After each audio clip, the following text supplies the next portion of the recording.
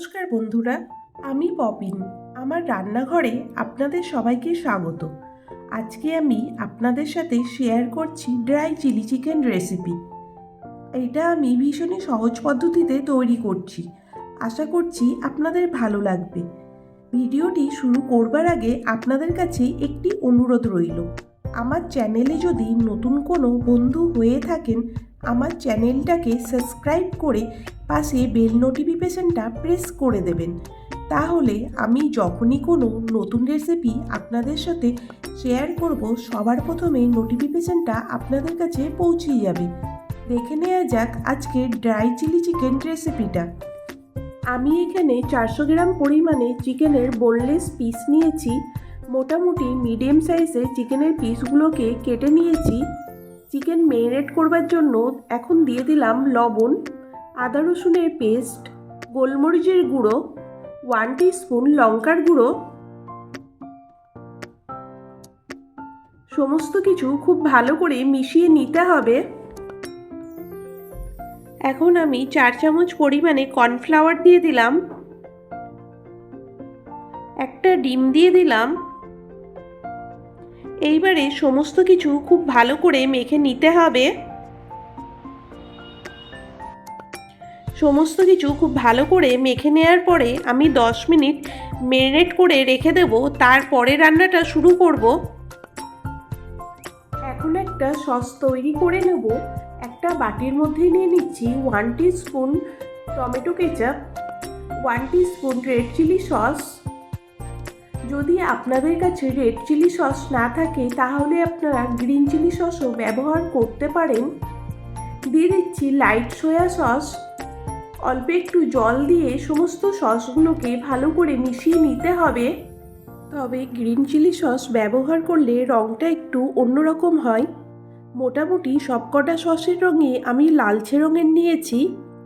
এইগুলি দিয়ে যদি চিলি চিকেন বানানো হয় তবে খেতেও ভালো হয়, রঙটাও একটু অন্যরকম হয়। আমাদের সসটা এখন রেডি হয়ে গেছে। কড়াইতে আমি বেশ কিছুটা পরিমাণে তেল গরম করে নিয়েছি।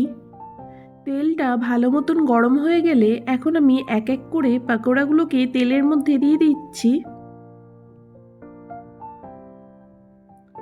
পাকোড়াগুলোকে তেলের মধ্যে উল্টে পাল্টে ফ্রাই করে নেব। দেখেন পাকোড়াগুলো ভাজা হয়ে গেছে। এখন আমি তুলে একটা আলাদা পাত্রের মধ্যে রেখে দিচ্ছি। চিকেন পকোড়া ভাজার পরে অনেক বেশি তেলটা ছিল, তেলটা আমি কমিয়ে একটা আলাদা বাটির মধ্যে রেখে দিয়েছি। আমি খুবই অল্প তেলে রান্নাটা করে নিচ্ছি। এখন আমি 1.5 চামচ পরিমাণে রসুন কুচি দিয়ে দিলাম।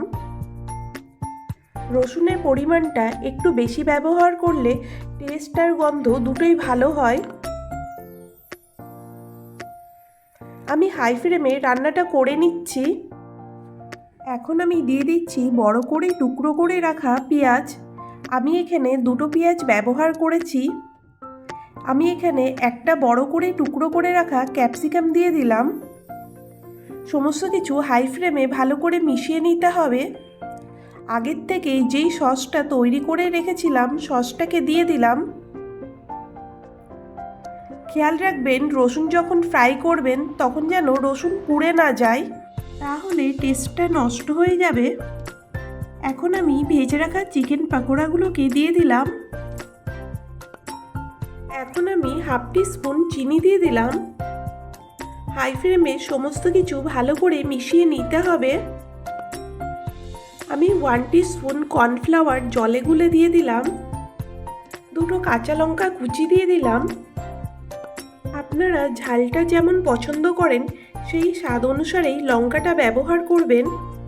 2 মিনিট ভালো করে ভাজা হয়ে গেলে যখন দেখবেন ক্যাপসিকাম আর পেঁয়াজটা নরম হয়ে যাবে, শেষে দিয়ে দিলাম স্প্রিং অনিয়ন। যেহেতু আমি এটা ড্রাই চিলি চিকেন তৈরি করছি, এই জন্য আমি বেশি কর্নফ্লাওয়ার মধ্যে জল দিয়ে ব্যবহার করিনি। শুকনো শুকনোই বেশি ভালো লাগে। হাই ফ্লেমে সমস্ত কিছু ভালো করে নাড়াচাড়া করে মিশিয়ে নিতে হবে। তৈরি হয়ে গেল আমাদের ড্রাই চিলি চিকেন।